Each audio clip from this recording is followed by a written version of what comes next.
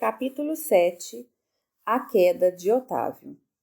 A ausência de Aniceto deu ensejo a palestras interessantes. Formaram-se grupos de conversação amiga. Impressionado com as senhoras que haviam solicitado providências para Otávio, pedi a Vicente me apresentasse a elas. Não que me movesse curiosidade menos digna, mas desejo de alcançar novos valores educativos sobre a tarefa mediúnica, que a palavra de Telésforo me fizera sentir em tons diferentes. O amigo atendeu de boa mente.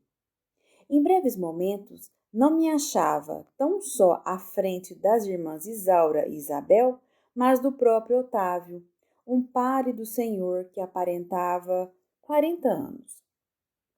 Também sou principiante aqui, expliquei, e minha condição é a do médico falido nos deveres que o senhor lhe confiou. Otávio sorriu e respondeu: possivelmente o meu amigo terá a seu favor o fato de haver ignorado as verdades eternas no mundo. O mesmo não ocorre comigo. Ai de mim! Não desconhecia o roteiro certo que o pai me designava para as lutas na terra. Não possuía títulos oficializados de competência.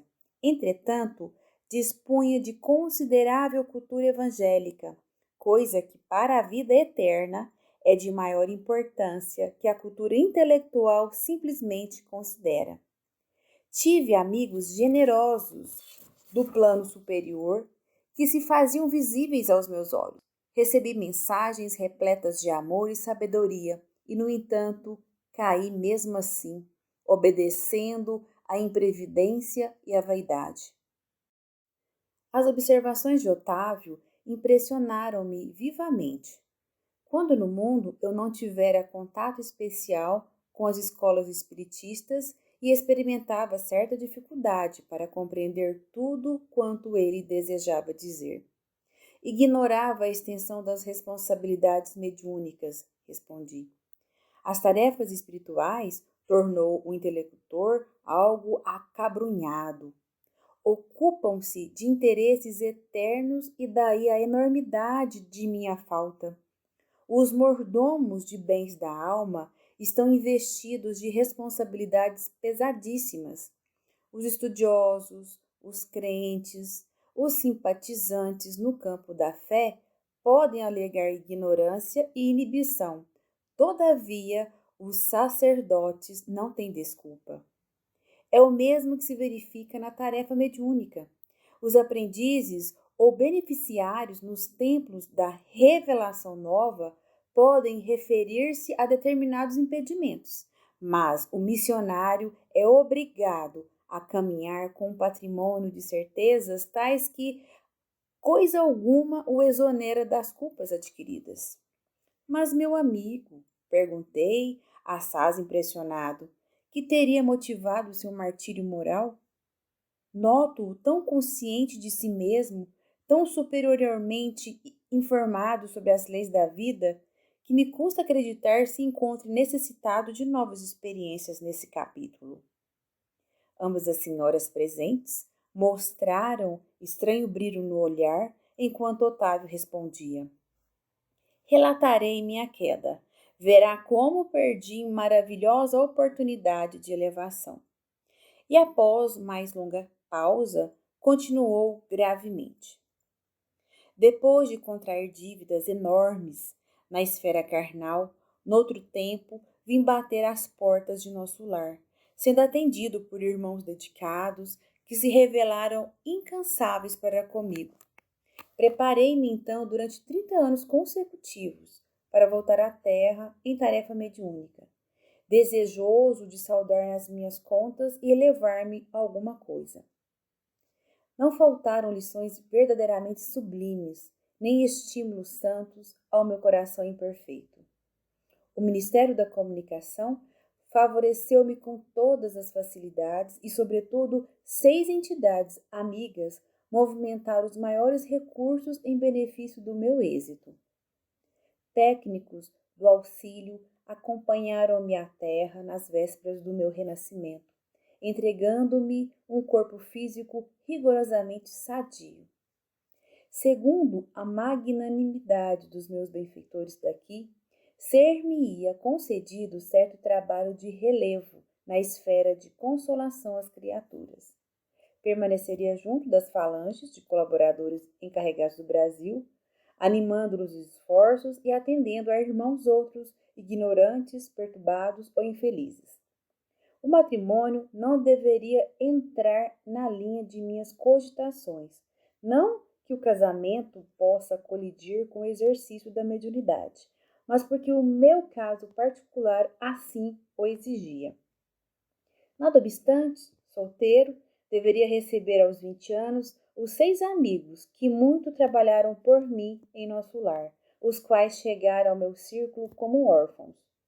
Meu débito para com essas entidades tornou-se muito grande, e a providência não só constituiria agradável resgate para mim, como também garantia de triunfo pelo serviço de assistência a elas, o que me preservaria o coração de leviandades e vacilações, porquanto o ganha-pão laborioso me compeliria a não acender às sugestões inferiores nos domínios do sexo e das ambições incontidas.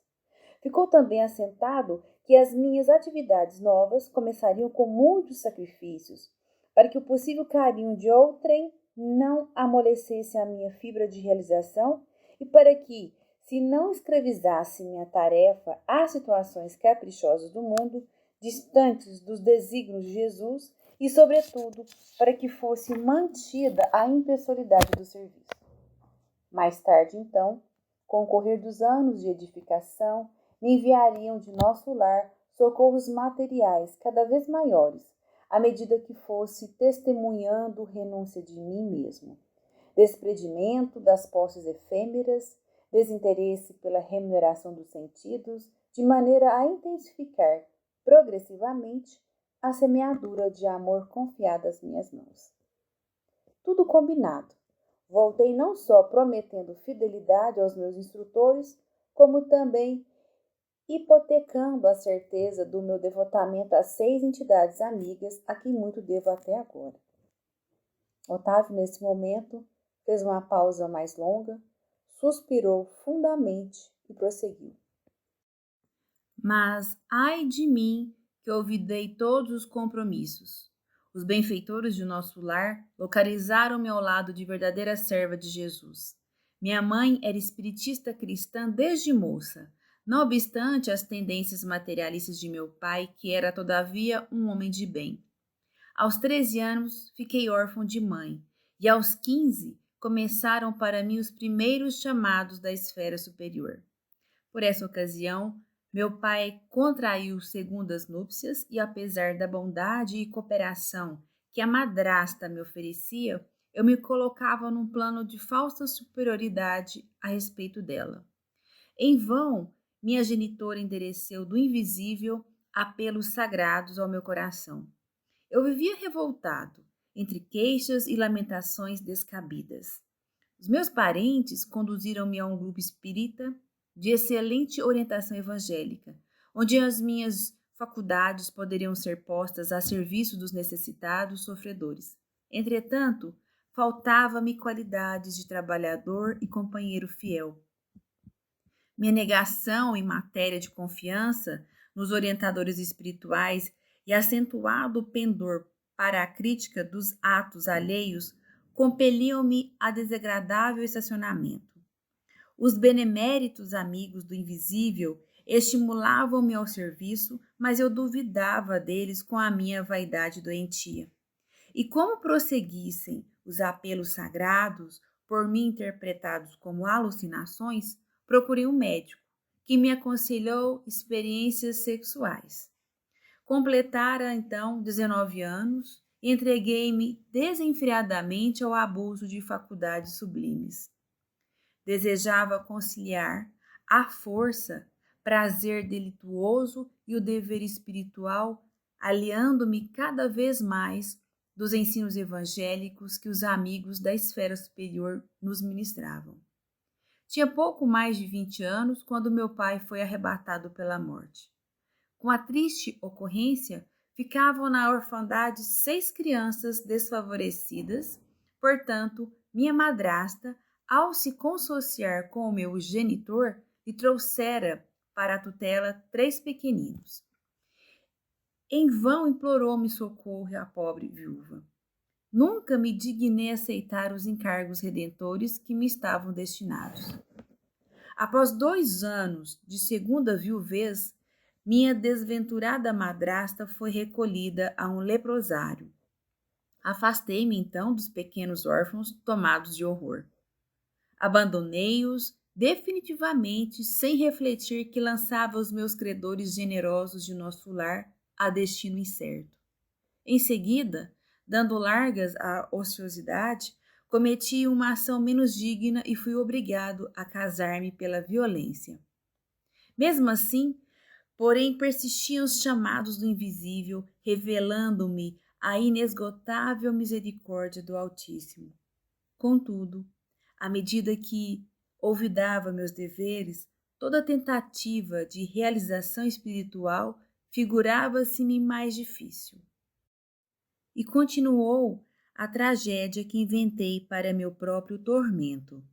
A esposa a que me ligara tão somente por apetites inconfessáveis era criatura muito inferior à minha condição espiritual e atraiu uma entidade monstruosa em ligação com ela para tomar o papel de meu filho. Releguei à rua 6 carinhosas crianças, cuja convivência concorreria decisivamente para a minha segurança moral, mas a companheira e o filho, ao que me pareceu, incumbiram-se da vingança. Atormentaram-me ambos até o fim da existência, quando para aqui regressei, mal tendo completado 40 anos, roído pela sífilis, pelo álcool e pelos desgostos, sem nada haver feito para meu futuro eterno, sem construir coisa alguma no terreno do bem. Enxugou os olhos úmidos e concluiu: como vê, realizei todos os meus condenáveis desejos, menos os desejos de Deus. Foi por isso que fali, agravando antigos débitos. Nesse instante, calou-se como se alguma coisa invisível lhe constrangisse a garganta. Abracei-o com simpatia fraternal, ansioso de proporcionar-lhe estímulo ao coração, mas Dona Isaura aproximou-se mais, acariciou-lhe a fronte e falou: não chores, filho. Jesus não nos falta com a bênção do tempo. Tem calma e coragem. E, identificando-lhe o carinho, meditei na bondade divina que faz ecoar o cântico sublime do amor de mãe, mesmo nas regiões de além-morte.